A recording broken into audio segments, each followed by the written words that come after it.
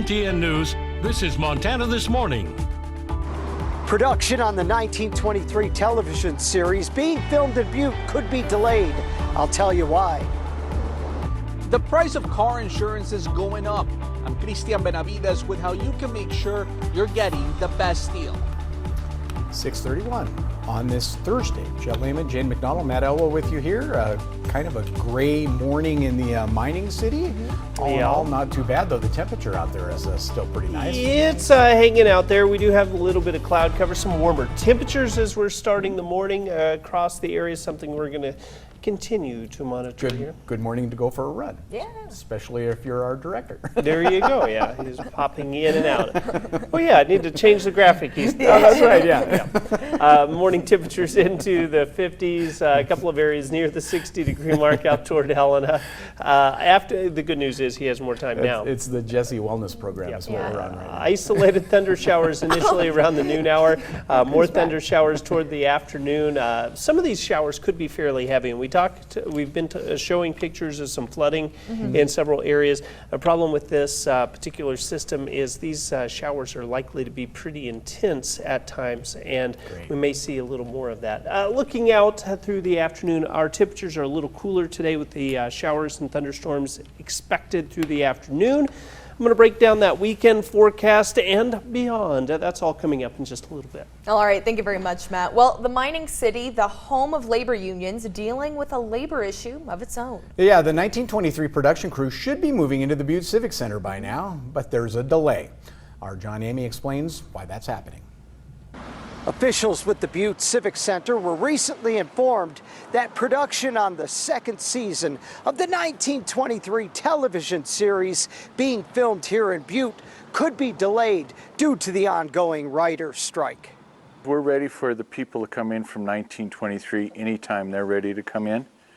Unfortunately, with the writers' strike, there are bargaining units that will not cross the picket line or work until that strike is settled. The Writers Guild of America has been on strike for nearly 6 weeks, which has delayed television and film productions across the entertainment industry. The Butte Civic Center director was told by 1923 officials that they will move their production equipment into the main arena of the Civic Center once the strike is settled. No timetable has been set. We're prepared for them whenever they get settled, and the Civic Center's ready, willing, and able to accommodate them. The Civic Center has moved their operations to this space in the Butte Plaza Mall, where it will host events throughout the rest of the year.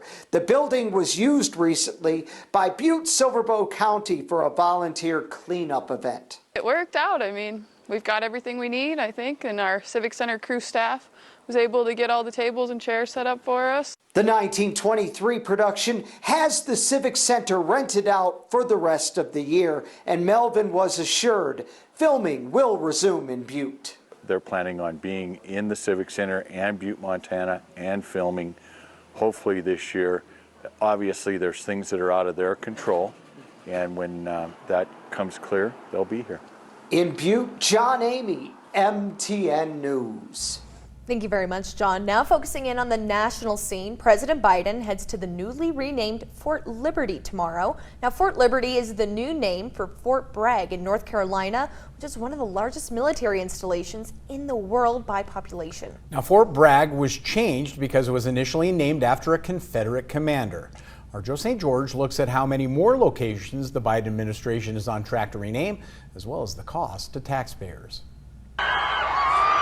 Across the country, Confederate images in recent years have come down in droves, from this statue in North Carolina to this one in Virginia to street signs in New Orleans. Images from the Confederacy and Civil War are becoming harder to find. And now the next phase of this is commencing, with the military renaming some of their military bases and installations.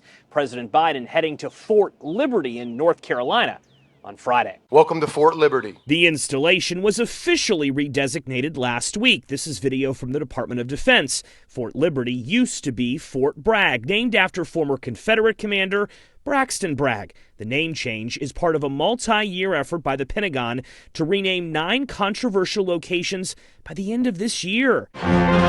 In April, Fort Lee in Virginia was redesignated Fort Gregg Adams after 2 black service members, Lieutenant Colonel Charity Adams and Lieutenant General Arthur Gray. Gregg, the first to be alive while an installation was named in their honor. I hope that this community will look with pride on the name Fort Gregg Adams. Of course, all this name changing isn't cheap. The estimated cost to the military is close to $40 million to erase the past and create new signs. The military is not the only government agency renaming sites and locations. The Department of the Interior has committed to renaming 650 features and locations around the U.S.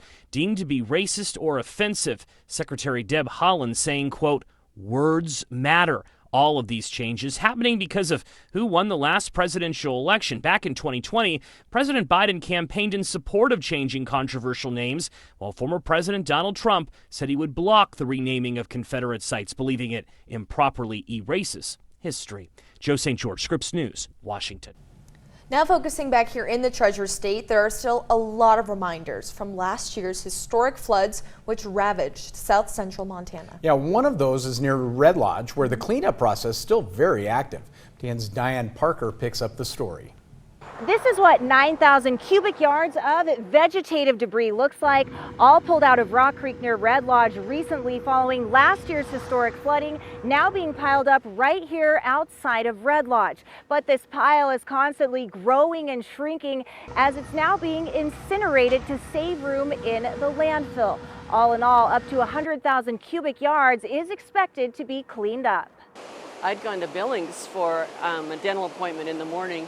And when I came back, we didn't have any trees. 1 year later, those folks who lost their waterfront trees or worse are still in the thick of it, rebuilding and reinforcing riverbanks right in the middle of spring runoff. Right now we have hired someone to make a sloped bank that protects our property. The official Army Corps of Engineers permit says Brooke Flynn's property lost more than 200 cubic yards, about 10 horizontal feet of her lawn gone, as Rock Creek undercut the bank. We actually had a small building that got jammed out in the middle of the creek and funneled the whole current into our bank.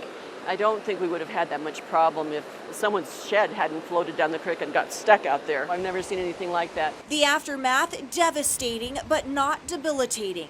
Multiple government agencies coming together for what so far is a $3 million cleanup project tackled by 2 traveling contractors specializing in disaster recovery across the U.S. We're finding a lot of significant debris piles from all the trees that had piled up, houses that were washed down the river, bridge, household items. Much of that now turned to ash and set to end up at the Billings Regional Landfill. So far, some 43,000 cubic yards of debris cleared from Montana's waterways.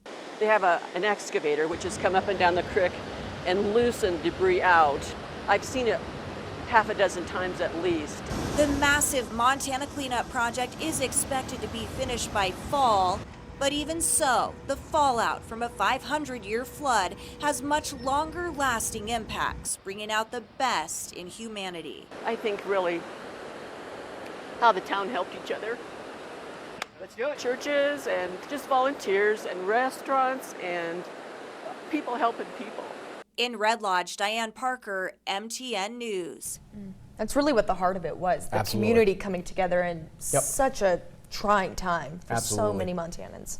Absolutely true. Well, we will have more on that coming up on Monday, 6 o'clock. Troubled Waters, our special program on that from the Montana Television Network. Absolutely.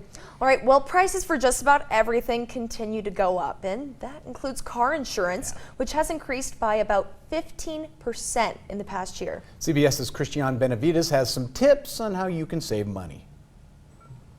Kevin Amezaga says his 2019 Audi is becoming hard to afford because of the insurance. So what are you paying right now for car insurance? I'm paying $351 a month, which is more than I pay for my car. What do you pay for a car? I pay $334 for my car. So you're paying more to insure the car than I pay for the car's loan, yeah. Amezaga lives in Florida, where premiums saw the biggest increase in the country, more than $420 a year on average, to about $3,200 a year. But people nationwide are feeling the pinch. According to Bankrate, annual premiums have increased about $243 to more than $2,000. One of the ways of bringing down the cost of car ownership is to shop around for less expensive car insurance. Bankrate's Mark Hamrick says auto insurance is highly competitive, and cheaper rates can often be found with a little research. Sometimes bundling car and home insurance together can lead to a better rate. People who work from home may qualify for a low mileage discount, and car owners might consider cutting parts of their policy. You may be paying for more car insurance than you really need. Do you need, for example, to have the cost of a car rental covered? Do you want to have essentially towing insurance? Hamrick says it's important to review your policy every year to see if there are other ways to save money. Christian Benavides, CBS News, Miami.